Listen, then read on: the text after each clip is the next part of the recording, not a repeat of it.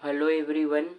आज हम लोग बात करने वाले हैं BSc third year zoology paper first unit number first के एक टॉपिक के बारे में, जिसका नाम है कंपोनेंट ऑफ इकोसिस्टम, पारिस्थितिक तंत्र के घटक, या इसको एक और नाम से जानते हैं। क्या बोलते हैं इसको? स्ट्रक्चर ऑफ इकोसिस्टम, पारिस्थितिक तंत्र की संरचना। साथ ही ये जो टॉपिक है वो क्लास 10th साइंस अध्याय 5 का भी टॉपिक है और क्लास 12th बायोलॉजी अध्याय 14 का भी टॉपिक है। और साथ ही साथ विभिन्न कॉम्पिटिटिव एग्ज़ाम्स के लिए भी ये जो टॉपिक है वो बहुत इम्पॉर्टेंट है।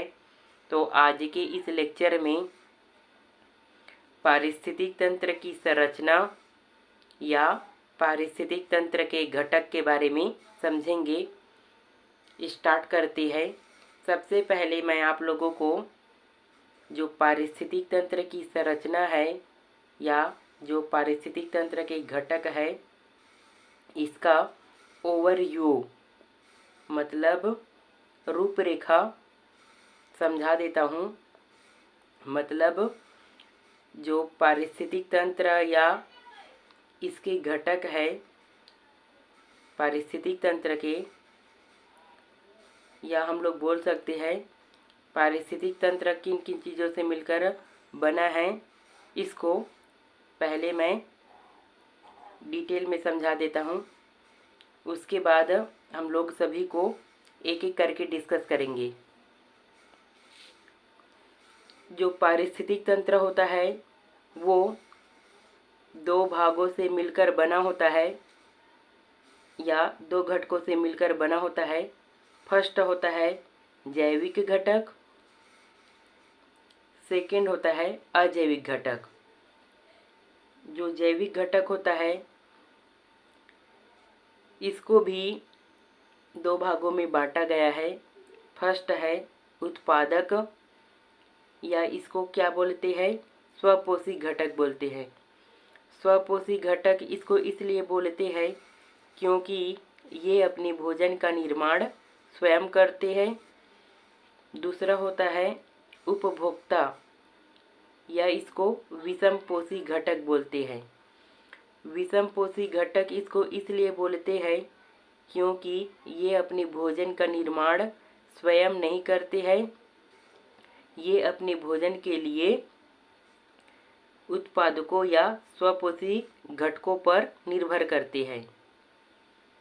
और जो आपका उपभोक्ता या विषमपोषी घटक होता है इसको भी दो भागों में बांटा गया है। फर्स्ट होता है दीर्घ उपभोक्ता। इसमें प्राथमिक उपभोक्ता, द्वितीयक उपभोक्ता, तृतीयक उपभोक्ता और शीर्ष उपभोक्ता आती है। और जो दूसरा होता है लघु उपभोक्ता, इसमें अपघटक आती है। और जो आपका दूसरे नंबर का घटक है वो है अजैविक घटक। और इस अजैविक घटक के अंतर्गत कौन कौन आते हैं? इसमें आता है कार्बनिक पदार्थ, अकार्बनिक पदार्थ और जलवायवीय कारक। और जलवायवीय कारक के अंतर्गत कौन कौन आती है? प्रकाश, जल, ताप, मृदा। तो आप लोगों किसी भी बुक या गाइड में देखेंगे तो आप लोगों को जो पारिस्थितिक तंत्र के जैविक घटक है, उत्पादक और उपभोक्ता, और उपभोक्ता के अंतर्गत प्राथमिक, द्वितीयक, तृतीयक और अपघटक, इन्हीं के बारे में वर्णन मिलता है। अजैविक घटक को नहीं दिया रहता है। तो मैं आप लोगों को इसमें जैविक घटक के बारे में डिटेल में समझाऊंगा।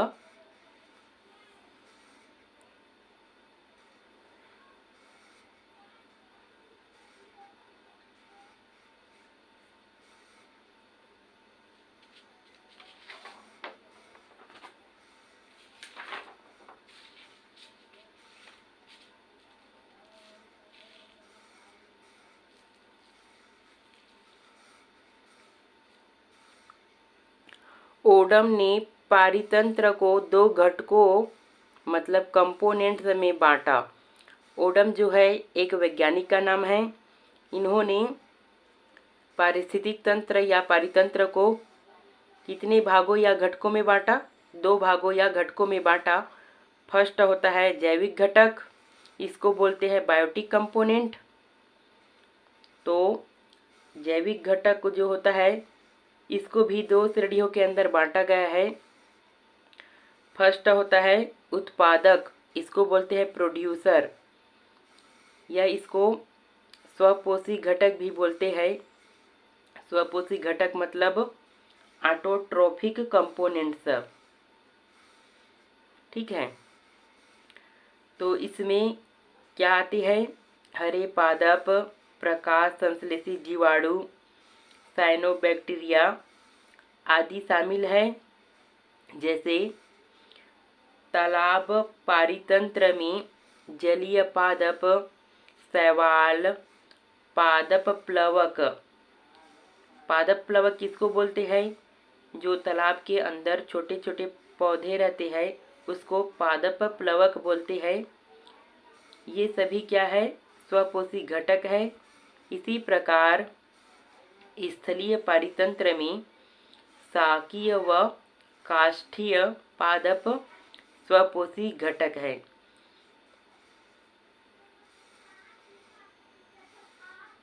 इसके बारे में थोड़ा सा और डिटेल देखते हैं। किसके बारे में? स्वपोषी घटक या उत्पादक के बारे में। ये अपने भोजन का निर्माण स्वयं करते हैं। ये हरित लवक की उपस्थिति में सौर ऊर्जा या सूर्य की ऊर्जा का प्रयोग करते हुए वह कुछ अकार्बनिक पदार्थों जैसे जल व कार्बन डाइऑक्साइड की उपस्थिति में कार्बनिक पदार्थ मतलब ग्लूकोज का निर्माण करते हैं। इस प्रक्रिया को क्या बोलते हैं? प्रकाश संश्लेषण कहते हैं।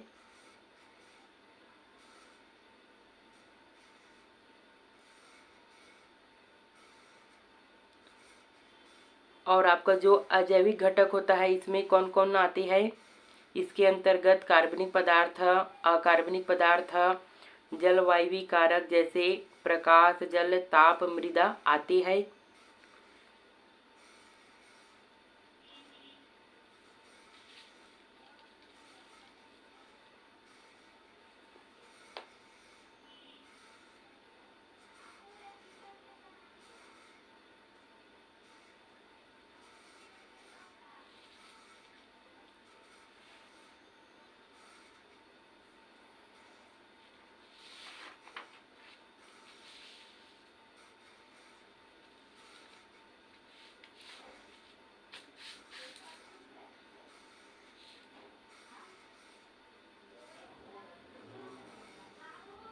ये प्रकाश संश्लेषण की अभिक्रिया का क्या है?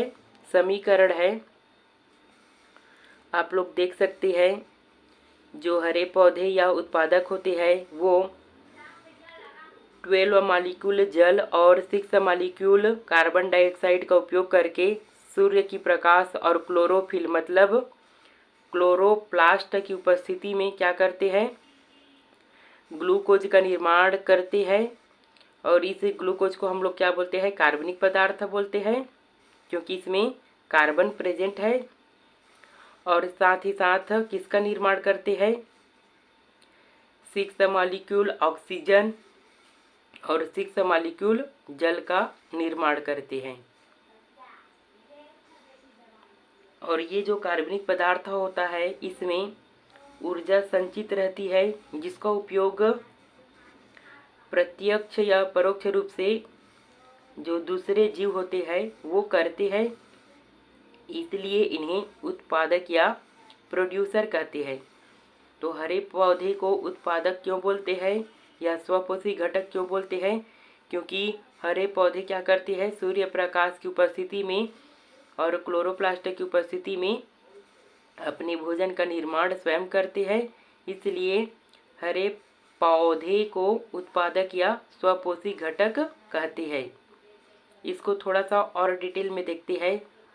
उत्पादक या स्वपोषी घटक को हरे पादप वातावरण में CO2 व O2 का संतुलन भी स्थापित करते हैं। मतलब पेड़ पौधे हमें क्या देते हैं? ऑक्सीजन देते हैं, उसका उपयोग जीव जंतु करते हैं, और जो जीव जंतु कार्बन डाइऑक्साइड छोड़ते हैं उसको पेड़ पौधे ग्रहण करते हैं।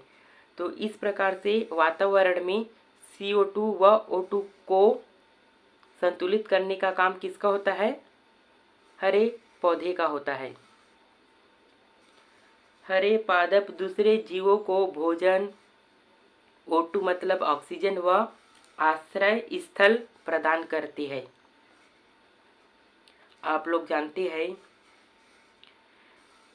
पेड़ पौधे से ऑक्सीजन मिलता है और भोजन या फल वगैरह भी मिलता है जंतुओं को, और साथ ही पेड़ पौधे क्या करते हैं? विभिन्न जीव जंतुओं को क्या करते हैं? गर्मी धूप से बचाते हैं। या जो जीव जंतु होते हैं पेड़ पौधे के नीचे क्या करते हैं? अपना आश्रय प्राप्त करते हैं गर्मी वगैरह से बचने के लिए, धूप से बचने के लिए।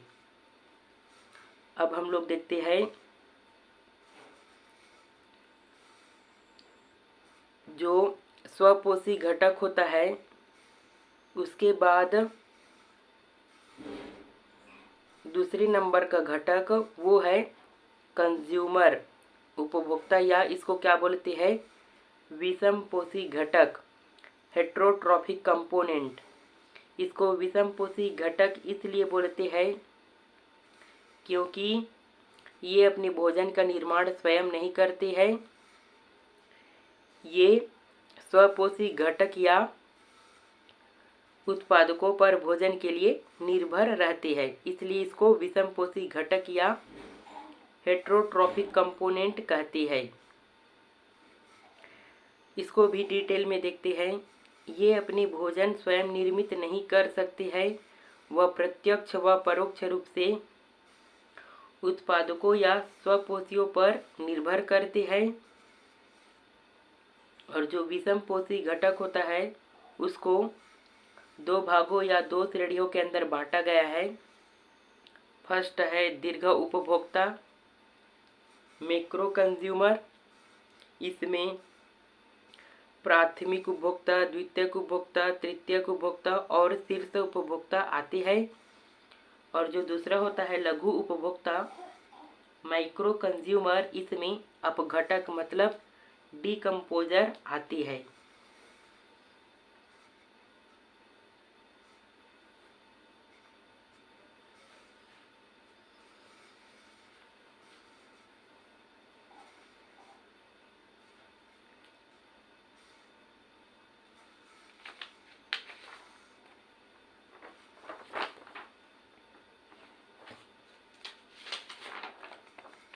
अब हम लोग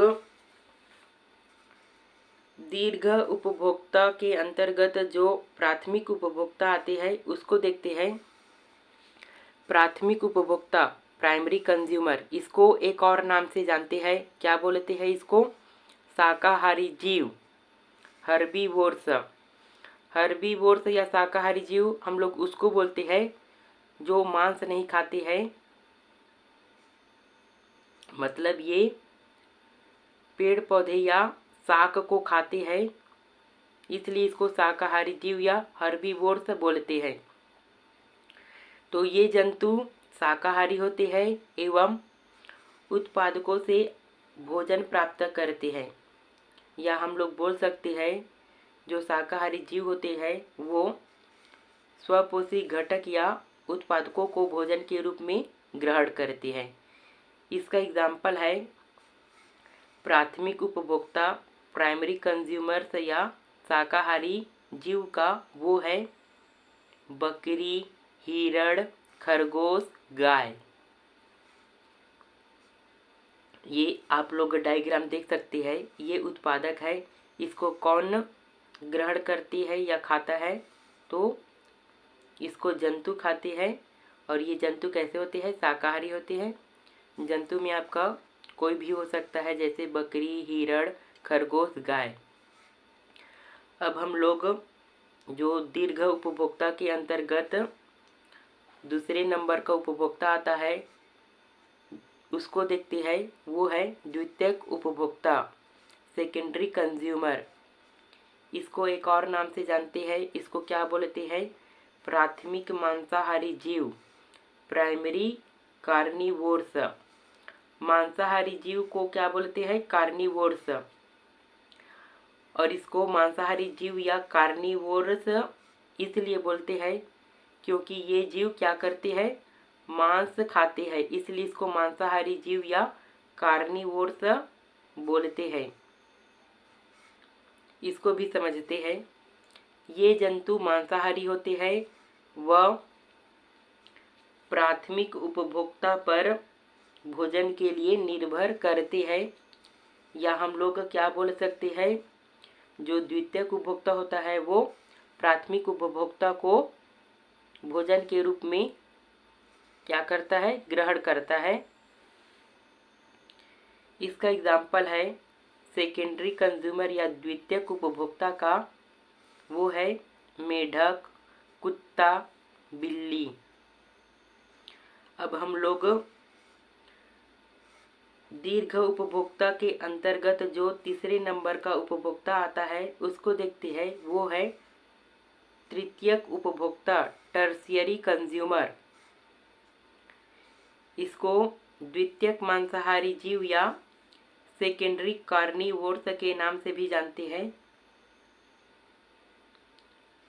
ये जीव भोजन के लिए द्वितीयक उपभोक्ता पर निर्भर करते हैं। मतलब जो तृतीयक उपभोक्ता होता है वो भोजन के लिए किस पर निर्भर रहता है? द्वितीयक उपभोक्ता पर निर्भर रहता है। या हम लोग बोल सकते हैं जो तृतीयक उपभोक्ता होता है वो द्वितीयक उपभोक्ता को भोजन के रूप में ग्रहण करता है। इसका एग्जाम्पल है तृतीयक उपभोक्ता का, वो है सांप और भेड़िया। यहाँ पर लिखा है सांप ने मेढक को खाया। तो जो सांप है वो किसके अंतर्गत आता है? तृतीयक उपभोक्ता के अंतर्गत आता है। और जो मेढक होता है वो किसके अंतर्गत आता है? द्वितीयक उपभोक्ता के अंतर्गत आता है। तो हम लोग बोल सकते हैं सांप ने मेढक को खाया, मतलब तृतीयक उपभोक्ता ने द्वितीयक उपभोक्ता को खाया। इसी प्रकार भेड़िए ने लोमड़ी को खाया, मतलब तृतीयक उपभोक्ता ने द्वितीयक उपभोक्ता को खाया। लोमड़ी जो है वो द्वितीयक उपभोक्ता के अंतर्गत आता है और भेड़िया जो है वो तृतीयक उपभोक्ता के अंतर्गत आता है।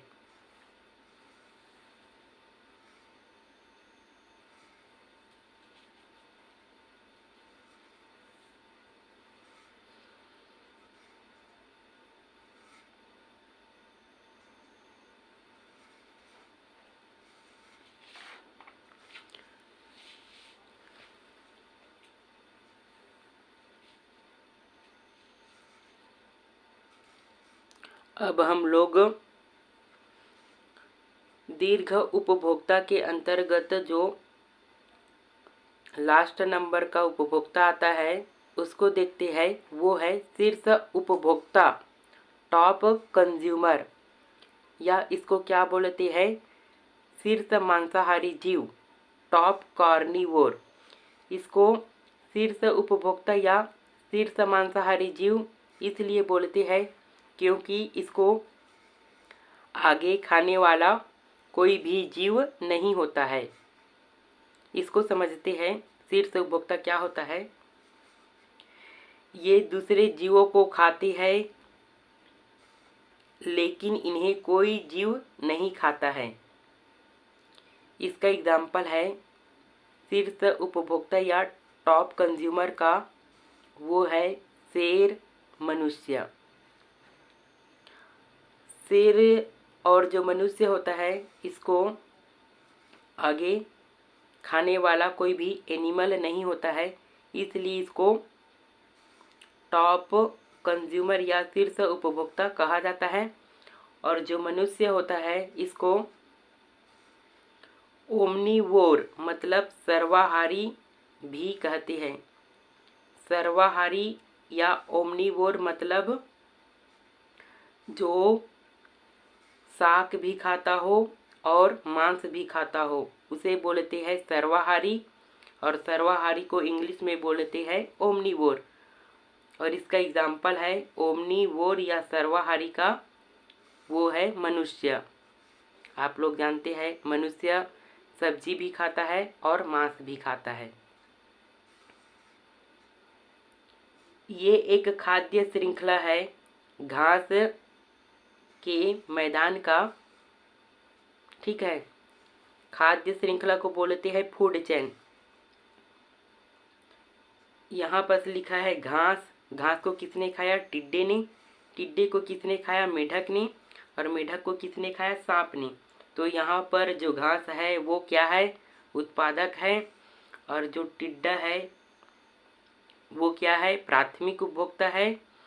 और प्राथमिक उपभोक्ता को हर्बीवोर या शाकाहारी जीव भी कहते हैं। और जो मेढक है वो क्या है? द्वितीयक उपभोक्ता है। और द्वितीयक उपभोक्ता को प्राइमरी कार्निवोर मतलब प्राथमिक मांसाहारी जीव भी कहते हैं। और जो सांप है वो तृतीयक उपभोक्ता है।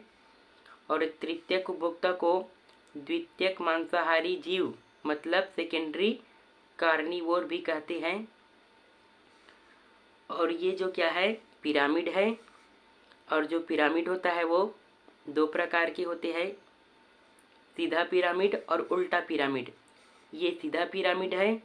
अगर इसका ये वाला भाग इधर रहता और ये वाला भाग नीचे रहता तो हम लोग इसको उल्टा पिरामिड बोलते। यहाँ पर लिखा है पोष स्तर, इसको क्या बोलते हैं? इंग्लिश में ट्रॉफिक लेवल बोलते हैं। पोष स्तर को पोषक स्तर भी कहते हैं। और इसको T1, T2, T3, T4, T5 ऐसे दर्शाया जाता है। और पोषक स्तर या पोष स्तर या ट्रॉफिक लेवल किसको बोलते हैं? जो खाद्य श्रृंखला रहता है इसकी प्रत्येक कड़ी को क्या बोलते हैं? ट्रॉफिक लेवल या पोष स्तर कहते हैं। तो यहाँ पर जो खाद्य श्रृंखला है इसी को पोष स्तर के रूप में इस पिरामिड में दर्शाया गया है। जैसे यहाँ पर क्या है? घास। घास मतलब उत्पादक। इसको किसने खाया? प्राथमिक उपभोक्ता ने खाया। प्राथमिक उपभोक्ता को द्वितीयक उपभोक्ता ने खाया और द्वितीयक उपभोक्ता को तृतीयक उपभोक्ता ने खाया। इस प्रकार इसको T1, T2, T3, T4 trophic level से दर्शाया गया है। अब हम लोग जो लघु उपभोक्ता होता है माइक्रो कंज्यूमर उसको समझते हैं। लघु मतलब सूक्ष्म, ठीक है। तो इसके अंतर्गत कौन आते हैं? सूक्ष्म जीव आते हैं। ये बहुत ही सूक्ष्म जीव है। कौन? लघु उपभोक्ता। इसका एग्जाम्पल है अपघटक मतलब डिकम्पोजर, या इसको क्या बोलते हैं? मृतोपजीवी। तो अपघटक या मृतोपजीवी क्या काम करते हैं? ये मृत पादप या जंतुओं के कार्बनिक पदार्थ पर अपना क्रिया करते हैं व उन्हें अकार्बनिक पदार्थों में बदल देते हैं। कहने का मतलब जो पेड़ पौधे या मृत जंतु होते हैं उसके जटिल पदार्थों को सरल पदार्थों में तोड़ने का काम करते हैं। कौन? अपघटक या डिकम्पोजर, जो किसके अंतर्गत आता है? लघु उपभोक्ता या माइक्रो कंज्यूमर के अंतर्गत आता है। तो आज के इस लेक्चर में हम लोगों ने पारिस्थितिक तंत्र किन घटकों से मिलकर बना होता है या पारिस्थितिक तंत्र किन किन चीज़ों से मिलकर बना होता है, मतलब पारिस्थितिक तंत्र की संरचना के बारे में समझा। अगर ये वीडियो आपको अच्छा लगता है तो लाइक करें और चैनल पर नए हो तो चैनल को सब्सक्राइब करना ना भूलें। Thanks for watching.